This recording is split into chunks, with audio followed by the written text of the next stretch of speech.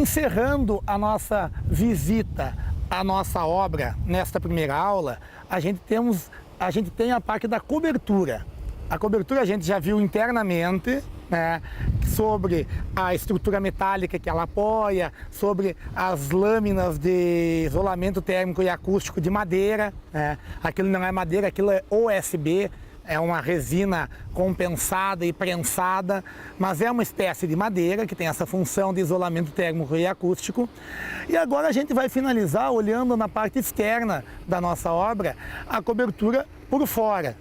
O que a gente pode observar aqui? É claro, a gente percebe que eu ainda não tenho uma telha, né? O que eu estou olhando aqui é o quê? Aquela madeira que eu reparei lá internamente, ela tem uma cobertura ainda por fora, né, de isolamento térmico e acústico, é o quê? Uma manta de alumínio, né?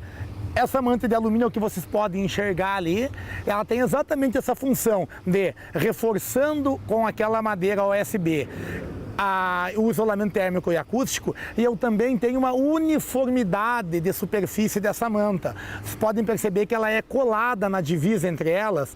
Para quê? Para possibilitar, eventualmente, alguma goteira que possa acontecer na cobertura, na telha, não transpasse para dentro do forro e para dentro da minha instalação. Então isso aí também é vamos dizer, uma obra de um nível um pouco maior de qualidade, né, um nível um pouco maior já de acabamento, para mim ter esse tipo de revestimento. Então o que a gente está observando aqui, na verdade, agora é essa película de alumínio e posteriormente sobre ela eu vou ter a instalação da minha cobertura de telha, né, que pode ser telha metálica, pode ser telha de barro, independente do tipo de telha que vai ser instalado, né, eu vou ter sobre agora essa cobertura ali. Então aqui acho que a gente consegue encerrar todas as etapas, né? A gente começou na fundação, infraestrutura, falou da superestrutura, observou os acabamentos internos, né? A parte de pintura, instalação elétrica,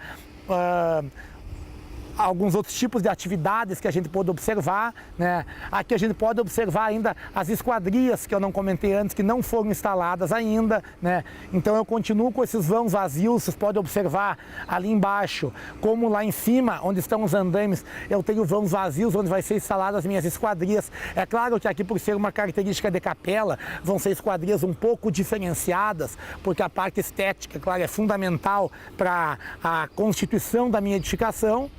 Mas o que está faltando externamente da gente observar aqui?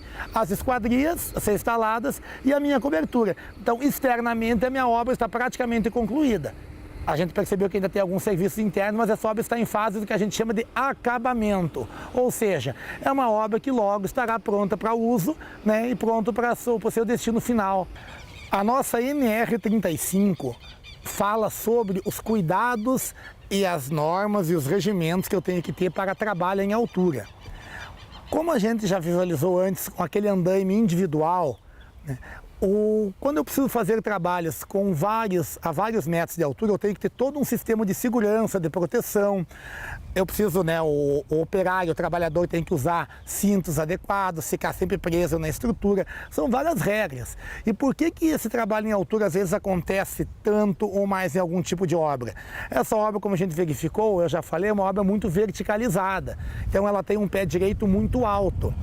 A gente pode perceber, só na execução da fachada dela, né, que é uma obra que tem relativamente, praticamente a altura dela é a mesma das dimensões que ela tem verticais e horizontais, né? Então eu consigo perceber que eu tenho que ter uma grande quantidade de peças de andaime, porque meus funcionários, vários funcionários, estão trabalhando naquela fachada ali. O que aquela fachada ali está me mostrando? Aquilo ali são peças, né, de revestimento. Quando é revestimento, não tem como eu fazer de uma maneira mais rápida. Ela é encaixada uma a uma, são peças, vamos dizer, praticamente de instalação artesanal.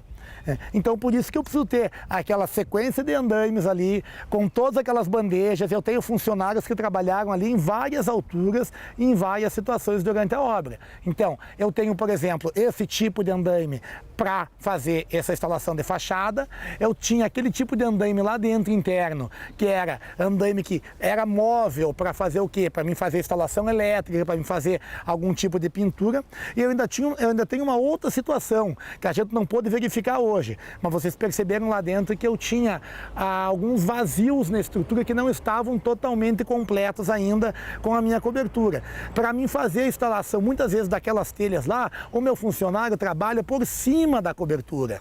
Ou seja, ele trafega por cima da estrutura de aço e é óbvio, é claro, que ele estará amarrado na estrutura, com cinto de proteção, com cabo de aço, com toda a estrutura adequada para atender às normas de segurança. Mas é o tipo caso de trabalho em altura, né? Outra maneira que eu posso ter, então eu posso ter tanto andames individuais, eu posso ter andames coletivos, eu posso ter funcionários trabalhando direto na estrutura, eu posso ter aqueles balancinhos ou aquelas cadeiras que o funcionário consegue se suspender, né, verticalmente preso à cadeira.